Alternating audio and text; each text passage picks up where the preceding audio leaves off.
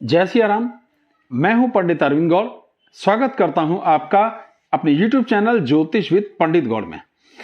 आज की चर्चा का विषय है अस्त ग्रह। ये समझने की कोशिश करेंगे कि ग्रह कब अस्त होते हैं, कब नहीं होते, उनका क्या प्रभाव होता है, सभी लग्नों पर उसका क्या एक जैसा प्रभाव होता है। इसी सब जो विषय की गहराई है उसको समझने का प्रयास करेंगे। पूरी कोशिश करूंगा कि एक भी बात ना छूटे जो आपको बताने से रह जाए। जितने भी सवाल पूछे गए हैं उन सभी को एक एक करके लेंगे और उसी विषय जिससे ये विषय और अधिक क्लियर हो जाए। तो सबसे पहला सवाल है कि अस्त का अर्थ क्या है। सभी ग्रह केवल सूर्य के प्रकाश से ही प्रकाशित होते हैं। उनका जो भी प्रकाश हमें दिखता है, जो भी चमक हमें दिखती है, वो सूर्य के कारण है। सूर्य की रोशनी उन पर पड़ती है जिससे वो चमकते हैं। तो अकेला सूर्य ऐसा है जिस पर अपनी दीप्ति है, अपना प्रकाश है। जब भी कोई ग्रह उसके चलते चलते बहुत पास आ जाता है तो वो ग्रह उसके प्रकाश में लुप्त हो जाता है, दिखना बंद हो जाता है, क्योंकि उसकी अपनी जो प्रकाश की स्थिति है वो बहुत कम और सूर्य के प्रकाश की स्थिति बहुत ज्यादा होती है। तो उसकी इंटेंसिटी में वो छुप जाता है, दिखना बंद हो जाता है। तो इसे कहते हैं ग्रह का अस्त होना। एक बात तो ये हो गई क्लियर। अच्छा, सवाल ये आता है कि कब, जब सूर्य से हर ग्रह कुछ फिक्स डिग्री पर आता है तब अस्त होता है। एक और यहां बड़ा अच्छा सवाल मेरे से पूछा गया, वो ये था कि सारे ग्रह अस्त होते हैं? नहीं, राहु और केतु छाया ग्रह हैं, इसलिए वो कभी भी अस्त नहीं होते। और बुध ग्रह को अस्त के प्रभाव से मुक्त समझा जाता है, यानी उस पर अस्त होने का प्रभाव नहीं गिना जाता है। अब कुल 9 ग्रह हैं, सूर्य सबको अस्त कर रहे हैं, इसलिए वो तो अस्त हो नहीं सकते। बुध अस्त माने नहीं जाते और राहु और केतु हो नहीं सकते। 4 ग्रह तो फ्री हो गए। अब केवल 5 ग्रह हमारे पास रह गए, मंगल, गुरु, शनि, चंद्र, शुक्र। अब इन्हीं का अस्त या ना अस्त आएगा, जो भी आएगा। लेकिन फिर भी मैं आपको इन 5 ग्रहों का यानी 6 ग्रहों के बारे में बता देता हूं। कब ग्रह अस्त हो जाते हैं? अगला सवाल क्या आया, ग्रह कब अस्त हो जाते हैं? हर ग्रह के लिए अलग अलग डिग्रियां हैं जिस पर वो अस्त होते हैं। डिग्री का भाव क्या है कि देखिए, अगर यहां ये जो मेरी उंगली चली ऐसे, इसे सूर्य समझ लीजिए और इस उंगली को समझिए कोई और ग्रह, एग्जाम्पल मंगल। तो इतनी दूरी पर आने पर ही अस्त होगा। अस्त अस्त अस्त अस्त, और इससे इतना ही दूरी तक जाने पर भी अस्त ही काउंट होगा। ये बात समझ आई? यानी अगर मैं जब ये कह रहा हूं कि मंगल 17 डिग्री के अंतर या उससे कम पर अस्त हो जाता है, तो वो सूर्य से आगे और सूर्य से पीछे दोनों सूरतों में अस्त हो जाएगा। सभी ग्रहों की डिग्रियां आप देखिए, मंगल 17 डिग्री, सूर्य से आगे या पीछे बराबर गिना जाएगा, अस्त होगा। गुरु 11 डिग्री तक, शनि 15 डिग्री, चंद्र 12 डिग्री, शुक्र 9 डिग्री और बुध 14 डिग्री। बुध को अस्त ले रहे हैं लेकिन उसका प्रभाव नगण्य होता है, ना के बराबर होता है, इसलिए उसे लेना या नहीं लेना बात बराबर ही है। तो अभी तक हमें पता चला अस्त क्या होता है और अस्त कब होता है। अब एक सवाल यह था कि अगर अलग अलग राशि में ग्रह हो, जैसे सूर्य किसी और राशि में हो और दूसरा ग्रह किसी और राशि में हो, तो क्या वो अस्त हो जाएगा? बिल्कुल हो जाएगा। 2 अलग अलग राशियों से हमें कोई भाव यहां पर नहीं है, हमारा अर्थ यहां ये नहीं है। हमारा अर्थ डिग्रियां देखने से। आपको वो डिग्रियां देखना सीखना है। उन डिग्रियों की रेंज में अगर वो आ गया तो ग्रह अस्त हो जाएगा। समझिए एक बात को ऐसे ही कि सूर्य जो है एक अलग घर में बैठा है और ग्रह दूसरे घर में बैठा है, मान लीजिए। तो सूर्य की डिग्री है 29 और अगले भाव में जो ग्रह बैठा है, समझिए शुक्र, उसकी डिग्री है 1। तो अब इन दोनों का डिफरेंस रहा कुल मिला के 3।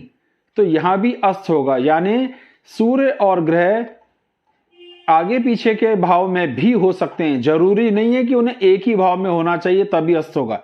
तो ऐसे भी वो अस्त हो जाते हैं। तो ये बात भी क्लियर हो गई कि अलग अलग भाव में हो, हमें डिग्रियों के अंतर पे विशेष ध्यान देना है।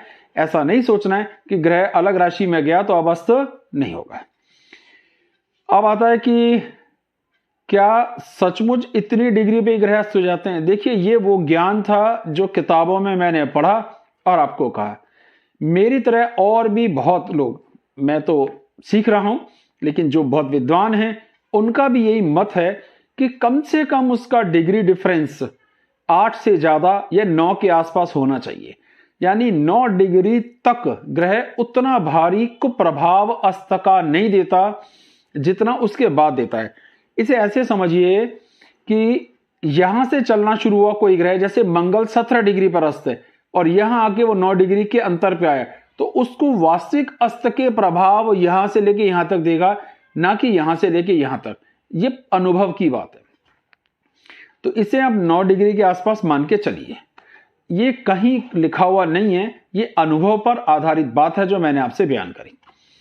अब आता है कि इसका शॉर्टकट क्या है, कैसे आराम से इस बात को हम ढूंढ लें। तो अगर हम जन्म कुंडली और नवंश कुंडली को एक साथ रखें और सूर्य और उस ग्रह जो अस्त हुआ है नवंश में वो 3 घर से ज्यादा आगे निकल जाए, यानी जहां नवंश में है वहां से वो 3 भाव आगे निकल जाए, तो फिर वो अस्त के प्रभाव से बाहर हो जाता है, आगे या पीछे जैसे भी मर्जी। एक एग्जाम्पल आप देख लीजिए। देखिए यहां पर वैसे ही सारे एग्जाम्पल अस्त के ही हैं, लेकिन फिर भी एक एग्जाम्पल देख लीजिए कि यहां पर ये जो पहली मैं जो कुंडली आपको दिखा रहा हूं, इसमें सूर्य और मंगल दोनों तीसरे भाव में है। वृश्चिक राशि में सूर्य की 25 डिग्री है और बुध की 20 डिग्री है। इसका अर्थ क्या निकला कि यहां पर इन दोनों का जो डिग्री डिफरेंस है वो आया केवल 5 का। तो ये तो कन्फर्म है कि अस्त है। अब नवांश कुंडली में इसे देखेंगे तो जो बराबर में ही बनी हुई है, बाई चांस नवांश लगन भी इनकी कन्या ही है, तो यहां पे मंगल और सूर्य के बीच में केवल 1 भाव का ही फर्क है। तो यहां निश्चित रूप से वो अस्त है। अगर आपको डिग्रियां भी नहीं पता हो, केवल आप नवांश में भी देखना चाहें, ये ज्यादा इजी शॉर्टकट मैं आपको बता रहा हूं, तो होगा। अब कल्पना कर लें कि ये मंगल एक घर में नहीं होता, मतलब एक घर का फर्क नहीं होता, और सूर्य और मंगल के बीच में 4 डिग्री का होता। एग्जाम्पल, सूर्य इसी कुंडली में जहां पर लिखा है वहीं लिखा होता, जैसे नवांश में लिखा है, कहां पे लिखा है, कुंभ राशि में, और मंगल होता तुला राशि में, तो हम ये कहते हैं कि मंगल वास्तविक अस्त के प्रभाव से अब दूर है। अस्त तो है पर अब उतना अधिक उसका प्रभाव नहीं होगा जितना अधिक प्रभाव हम मान के चल रहे हैं। तो ये एक आसान सी बात है, मेरे ख्याल क्लियर हो गई होगी। नवंश में कैसे देखना है, एक और एग्जाम्पल लेते हैं। देखिए इस एग्जाम्पल में ध्यान दीजिए, ये कर्क लगन की कुंडली है और इसमें जो स्थिति है वो ये है कि सूर्य और मंगल दोनों वृश्चिक राशि में बैठे हुए हैं 5वें भाव में। सूर्य 5 डिग्री और मंगल 7 डिग्री, केवल 2 डिग्री का अंतर है। इसका कंफर्म अर्थ हो गया कि मंगल पूर्ण अस्त है। नवांश कुंडली में देखा तो दोनों 1 भाव के आगे पीछे हैं, तो इस हिसाब से ये पूर्ण अस्त गिना जाएगा। तो आपने ये देखा। इसको भी अगर मैं फिर समझाऊं कि मंगल अगर यहां पर थोड़ा और आगे होता, यहीं पर नहीं होता, 2-3 घर और आगे निकल जाता, तो इसका अर्थ होता कि वो अपने अस्त के प्रभाव से बाहर है, उतना ज्यादा इफेक्ट देगा नहीं। एक और एग्जांपल ले लीजिए, इसमें एक साथ 2 ग्रह अस्त हैं। इसमें देखिए सूर्य, गुरु और शुक्र की बात यहां की जा रही है। सूर्य 14 डिग्री, गुरु 17 डिग्री और शुक्र की डिग्रियां 11 हैं। तो दोनों ही ग्रह पूर्ण रूप से अस्त हैं। दोनों ही कहां बैठे हैं, सूर्य, गुरु और शुक्र तुला में 7वें भाव में, लेकिन नवांश में 1 गुरु आगे है और शुक्र 1 भाव पीछे, तो पूर्ण रूप से यहां पर ये अस्त हो गए। लेकिन अगर ये 3-3 घर आगे पीछे होते तो ये अस्त नहीं होते। यानी अगर मैं यहीं पर इनको एक और घरों को आगे बढ़ा दूं तो आपको ये बात क्लियर हो जाएगी कि अस्त नहीं होंगे। और एक एग्जांपल भी अगर हम चाहें तो ले सकते हैं। चलिए वो शनि का ले लेते हैं। इस कुंडली में अगर आप ध्यान देंगे तो सूर्य और शनि एक साथ बैठे हैं 10वें भाव में, और शनि यहां अपनी उच्च राशि में, लेकिन वो सूर्य के बिल्कुल पास में, दोनों की डिग्रियां बिल्कुल बराबर हैं। मैंने इसमें जानबूझकर इसलिए डिग्री नहीं लिखी जिससे आप शॉर्टकट को देखना समझें। और नवांश में दोनों एक ही भाव में, इसका मतलब शनि पूर्ण रूप से यहां पर अस्त हो गया। तो शनि पूर्ण रूप से यहां पे अस्त हो गया। अब तक ये आपको क्लियर हो गया कि ग्रह अस्त कैसे हुआ, डिग्री कैसे देखनी है, फिर उसका शॉर्टकट नवांश में कैसे देखा जा सकता है। अब सवाल आता है कि जो ग्रह है जो अस्त होता है उसका प्रभाव क्या होता है, या सभी लग्नों पे क्या एक जैसा प्रभाव होता है। बहुत सिंपल से तरीके से इसको समझो। मैं अगर मैथ का टीचर हूं और मैं अस्त हो जाऊं, प्रभाव न दूं, तो आपका क्या नुकसान होगा? आपका नुकसान होगा आप मैथ विषय में कमजोर हो जाएंगे, क्योंकि जो मैथ का विषय है वो मैं पढ़ा ही नहीं रहा आपको। लेकिन आप पे अपनी सामर्थ्य है, लगन की अपनी सामर्थ्य है, भावों की अपनी सामर्थ्य है और ग्रहों की दृष्टियां। इसका भाव ये हुआ कि आप घर पे भी तो मैथ पढ़ सकते हो, ट्यूशन भी तो पढ़ सकते हो, तो थोड़ा बहुत तो जरूर आएगा आपको। अब इसी को समझिए कि आप साइंस के स्टूडेंट हैं और मैं कॉमर्स का टीचर हूं और मैं आपकी कुंडली में अस्त हूं, तो आपको क्या फर्क पड़ता है? पढ़ाओ मत पढ़ाओ, क्योंकि आपको तो फर्क पड़ ही नहीं रहा। तो बहुत अच्छे से समझिए, जो ग्रह आपकी कुंडली में आपकी लगन में कारक है, अगर वो अस्त होगा तो उसके कारकत्व का नुकसान आपको देखने में आएगा। अब कारक कौन से होते हैं, चलो इसे समझ लीजिए पहले। मेष लगन के लिए बुध और शुक्र अकारक ग्रह हैं, इसके अलावा सभी ग्रह कारक हैं। वृषभ लगन के लिए चंद्र अकारक ग्रह है, बाकी सब कारक हैं। मिथुन के लिए मंगल अकारक है, ये सिर्फ अकारक की लिस्ट है जो मैं दिखा रहा हूं। कर्क लगन के लिए बुध और शनि, सिंह लगन के लिए भी शनि ग्रह, कन्या के लिए मंगल, तुला के लिए गुरु, वृश्चिक के लिए शुक्र, धनु के लिए भी शुक्र, मकर के लिए गुरु, कुंभ के लिए चंद्र और मीन के लिए शुक्र। ये इन लग्नों के लिए ये अकारक ग्रह हैं। इनका अस्त हो, अगर ये ग्रह अस्त होंगे इन लग्नों में, तो आपको कोई नुकसान नहीं होगा, कुछ ना कुछ फायदा ही होगा। फिर समझिए, जो ग्रह आपके लिए नुकसानदायक है, अकारक है, आपका भला कर ही नहीं रहा, आपके लिए मारक है, उसका अस्त होना आपके लिए बुरा कैसे हो सकता है? तो निश्चित रूप से शुभ फल प्राप्त होगा। ये चीज क्लियर हो गई कि कारक ग्रह जो आपका मीठा फल देने वाला था, अगर वो अस्त हुआ तो निश्चित नुकसान होगा। अकारक है, फायदा देने वाला नहीं है, बुरा प्रभाव देने वाला है, वो अस्त हो गया तो आपका भला ही होगा, नुकसान नहीं होगा। मान लीजिए मंगल मार्केश है, आपको मृत्यु दे सकता है, और वो अस्त हो जाए तो मारेगा कौन? अब जो मारने वाला है वो तो खुद ही मर गया या कमजोर हो गया। तो ये आपको बात समझ में आनी चाहिए। अब एक नया सवाल आता है कि प्रभाव क्या होगा हर ग्रह का। मैंने थोड़ी देर पहले भी आपको एक टीचर का एग्जांपल दे बताया, हर ग्रह का अपना एक खास कारकत्व होता है, खास फील्ड होता है जिसमें वो काम करता है। जैसे सूर्य पिता को बिलोंग करता है, आत्मा को बिलोंग करता है, हमारी सामर्थ्य को बिलोंग करता है, आत्मबल को बिलोंग करता है। मंगल हमारे शौर्य को, तेज को, हमारी तेजी को और गुस्से को कंट्रोल करता है, चंद्रमा को कंट्रोल करता है, इत्यादि इत्यादि। सभी ग्रहों की अपना एक फील्ड है। एक लंब पहले से होनी चाहिए, नहीं तो विषय बहुत लंबा हो जाएगा। ये कि हर ग्रह की अपनी एक उपयोगिता है कुंडली में, अपना एक उसका फील्ड है काम करने का, वो उसी फील्ड का फायदा या नुकसान आपको देगा। यहां तक सवाल हो गए। अच्छा, मान लीजिए कारक ग्रह अस्त हो जाएगा तो क्या सत्यानाश हो जाएगा? बिल्कुल, उस भाव का या उससे मिलने वाले फल बिल्कुल जीरो हो जाते हैं? यह भी सच नहीं है। हर ग्रह की कारकत्व में कुछ मिठास और कुछ कड़वाहट होती है। सब कुछ अच्छा संभव नहीं है, सब कुछ बुरा संभव नहीं है। इसका अर्थ यह निकला कि मान लीजिए शुक्र अस्त हुआ तो शुक्र आपको धन दे सकता है, ऐश्वर्य दे सकता है, प्रेम दे सकता है और चरित्र की खराबियां भी दे सकता है। तो उसके अस्त होने पर आपकी खराबियां घटी और धन भी थोड़ा घटा, तो कुछ हद तक तो फायदा हुआ। लेकिन अगर वो कारक है, जबरदस्त भला है, तो आपको वैवाहिक जीवन के सुखों में, धन की प्राप्ति में सुखों की कमियां महसूस होंगी निश्चित रूप से।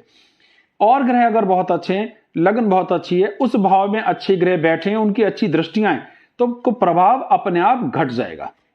ये चीज क्लियर हो गई। अकारक ग्रह है, जैसे इस में देखिए, ये आपको एग्जांपल फिर से दिखाता हूं। ये कन्या लगन की कुंडली है और इसमें मंगल शुद्ध रूप से अकारक ग्रह है। तो मंगल के अस्त होने का इन्हें कोई नुकसान नहीं होगा, बल्कि फायदा ही होगा। मुझे उम्मीद है आपको यह बात समझ आएगी कि प्रभाव कैसे देखना है। हर एक ग्रह हर लगन में अस्त होने पर एक जैसा प्रभाव नहीं देता। अब आता है कि कोई ग्रह अगर अपनी उच्च राशि में है या नीच राशि में है या वर्गोत्तम है या पुष्कर नवांश में है, तो क्या यह स्वग्रही है?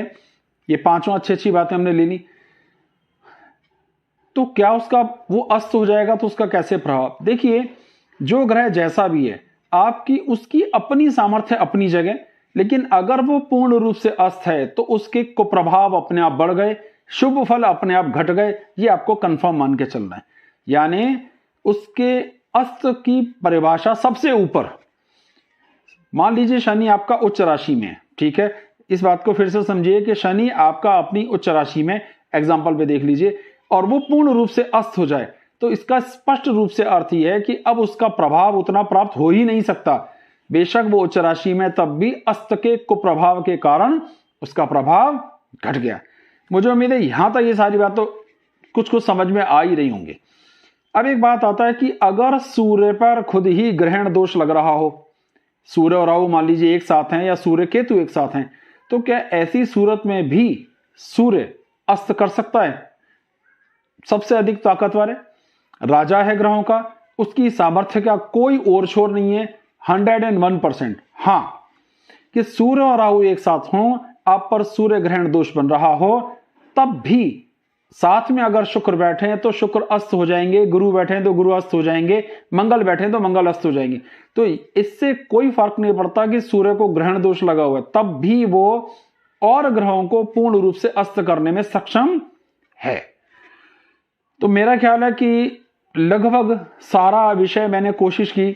क्या है अस्त, कैसे होता है, डिग्रियां क्या हैं, अनुभव के हिसाब से हम कैसे उसे देखें, नवांश में किस तरह से देखा जाना चाहिए, ज्यादा मुश्किल नहीं है। आपको सिर्फ अपनी जन्म कुंडली लेनी है। ये फिर एक एग्जांपल मैं रखता हूं, ध्यान से देख लीजिए कि क्या करना है। एक जन्म कुंडली अपनी रखिए, हर जन्म कुंडली में एक जन्म कुंडली और एक नवांश कुंडली आमतौर पर एक साथ बनी हुई होती है। जैसे इस एग्जाम्पल में आप देख रहे हैं, तो यहां पर सूर्य, शुक्र और गुरु तीनों एक साथ हैं। आपको भी अपनी कुंडली में ऐसे देखना है, और चाहो तो फिर डिग्रियां भी लिखी होती हैं, उससे देखो। अब जो ये तीनों एक घर में हैं, तो नवांश में जाकर के देखिए कि ये कहां कहां हैं। अगर सूर्य से 3 भाव आगे या 3 भाव पीछे हैं तो कोई चिंता का विषय नहीं है, लेकिन अगर ये 3 भाव से कम, यानी 1 भाव, 2 भाव या एक ही भाव में, तो निश्चित रूप से फिर वो पूर्ण अस्त होने का कुप्रभाव देंगे। तो मेरी समझ से ये सारे एग्जाम्पल भी यहां पे हो गए, और आप थोड़ा सा भी प्रयास करोगे तो ये विषय समझने में बिल्कुल मुश्किल नहीं होगी। अपनी कुंडली को जरूर देखें, क्योंकि इसका बहुत जबरदस्त प्रभाव होता है, और उसका असर कैसे देखना है वो समझाने का मैंने पूरा प्रयास किया। आप अपनी कुंडली दिखाना चाहते हैं तो दिखा सकते हैं। उसके लिए मेरा व्हाट्सएप नंबर नीचे दिया है, कितनी फीस देनी है और किस तरह देनी है वो सारी जानकारी आपको दे दी जाएगी। ये सारी बातचीत टेलीफोन पर होगी। इसमें और कोई संशय होगा तो वो आपको जरूर बताया जाएगा, कोई उपाय होंगे तो बताए जाएंगे। अगर वीडियो पसंद आया हो तो चैनल को सब्सक्राइब करें, वीडियोस को लाइक भी करें और आगे शेयर भी करें। बहुत बहुत धन्यवाद। जय सिया राम।